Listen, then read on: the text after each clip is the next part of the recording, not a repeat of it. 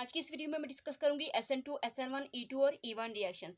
तो SN2 में S का क्या मतलब है? इसका मतलब है सब्स्टिट्यूशन, N फॉर न्यूक्लियोफिलिक और 2 फॉर टू मालिक्यूल, या फिर हम इसको बाई मालिक्यूलर भी कहते हैं। अब सब्स्टिट्यूशन रिएक्शंस वो होते हैं जिनमें हम एक मालिक्यूल से हम एटम या ग्रुप ऑफ एटम को किसी दूसरे ग्रुप ऑफ एटम से या फिर एटम से रिप्लेस कर देते हैं, यानी एक की जगह दूसरे को आके सब्स्टिट्यूट कर देते हैं। तो एग्जाम्पल से इसको समझते हैं, ठीक है। जैसे मिथाइल ब्रोमाइड है। मिथाइल ब्रोमाइड में क्या है? ब्रोमीन इलेक्ट्रोनेगेटिव है, तो इलेक्ट्रॉन्स को अपनी तरफ खींचेगा, तो कार्बन पे पॉजिटिव चार्ज आ जाएगा। अब न्यूक्लियोफाइल आएगा, न्यूक्लियोफाइल बैक साइड से अटैक करेगा, क्योंकि इस मॉलिक्यूल में ब्रोमीन खुद इलेक्ट्रोनेगेटिव है, इस पे नेगेटिव चार्ज है, और न्यूक्लियोफाइल भी नेगेटिव चार्ज वाला होता है, तो ये एक दूसरे को रिपेल करेंगे, इसलिए ये फ्रंट साइड से न्यूक्लियोफाइल अटैक नहीं कर सकता। बैक साइड से अटैक करेगा तो एक हमारे पास ट्रांजिशन स्टेट बन जाएगी।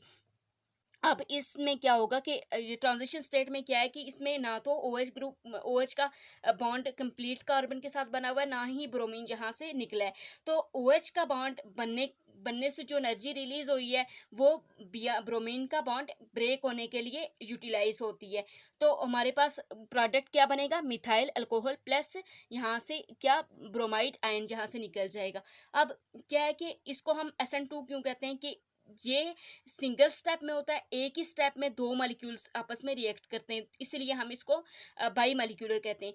न्यूक्लियोफाइल अटैक करता है और ब्रोमीन, जिसको हम लिविंग ग्रुप कहते हैं, और ये जो मिथाइल ब्रोमाइड है ना, इसको सबस्ट्रेट कहते हैं, ठीक है। सबस्ट्रेट से लिविंग ग्रुप ब्रोमीन निकलेगा और न्यूक्लियोफाइल आके अटैक करेगा इस पे, तो ट्रांजिशन स्टेट बन जाएगी, और फिर लास्ट पे हमारे पास अल्कोहल प्लस ब्रोमाइड आयन बन जाएगा। इसीलिए इसको कहते हैं ये बाईमॉलिक्यूलर रिएक्शन है, क्योंकि दो मॉलिक्यूल्स इसमें इन्वॉल्व हो रहे हैं। तो रेट ऑफ रिएक्शन की अगर बात करें तो ये सबस्ट्रेट और न्यूक्लियोफाइल दोनों की कंसंट्रेशन पर डिपेंड करता है, इसलिए रेट ऑफ रिएक्शन क्या है? सेकंड।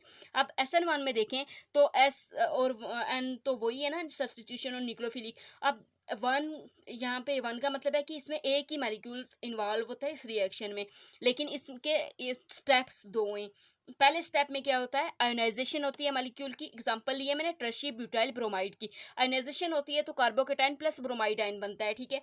अब कार्बोकेटाइन पे नेक्स्ट स्टेप में न्यूक्लियोफाइल अटैक करता है। न्यूक्लियोफाइल बैक साइड से भी अटैक कर सकता है, फ्रंट साइड से भी अटैक कर सकता है, जबकि हमने SN2 में देखा था कि न्यूक्लियोफाइल सिर्फ बैक साइड से अटैक कर सकता है। तो हमारे पास प्रोडक्ट बन जाएगा अल्कोहल। अब ये फर्स्ट ऑर्डर रिएक्शन है, क्योंकि इसमें रेट ऑफ रिएक्शन जो है वो सिर्फ सबस्ट्रेट की कंसंट्रेशन पे डिपेंड करता है, न्यूक्लियोफाइल की कंसंट्रेशन पे डिपेंड नहीं करता। अब यहाँ पे इसके कुछ डिफरेंसेस हैं, इनका आप एसेस ले सकते हैं। नेक्स्ट क्या है? E2। E2 जो है ये SN2 से मिलता जुलता है, क्योंकि इसमें क्या है, ये भी सिंगल स्टेप प्रोसेस है, और इसमें भी जो है वो रेट ऑफ रिएक्शन सबस्ट्रेट और न्यूक्लियोफाइल दोनों पे डिपेंड करता है। अब वो सब्स्टिट्यूशन रिएक्शन था, ये एलिमिनेशन है। एलिमिनेशन में क्या होता है कि हम जो है वो एडजेसेंट एटम से ग्रुप्स को निकाल देते हैं, रिमूव कर देते हैं, एलिमिनेट कर देते हैं।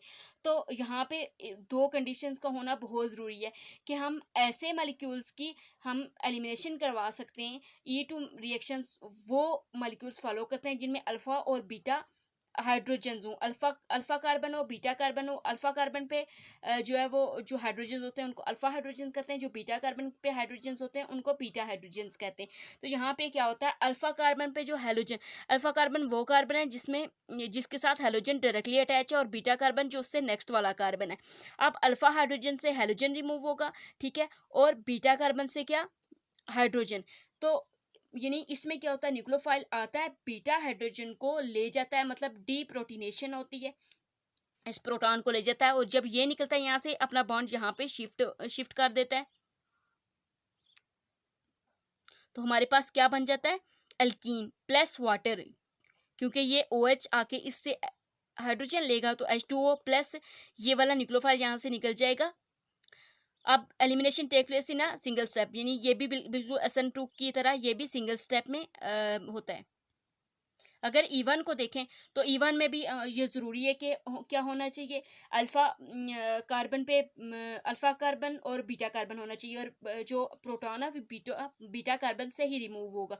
पहले स्टेप में आयनाइजेशन होगी, कार्बोकेटाइन बनेगा, नेक्स्ट स्टेप में आके न्यूक्लियोफाइल प्रोटॉन को ले जाएगा, यानी डी प्रोटीनेशन हो जाएगी।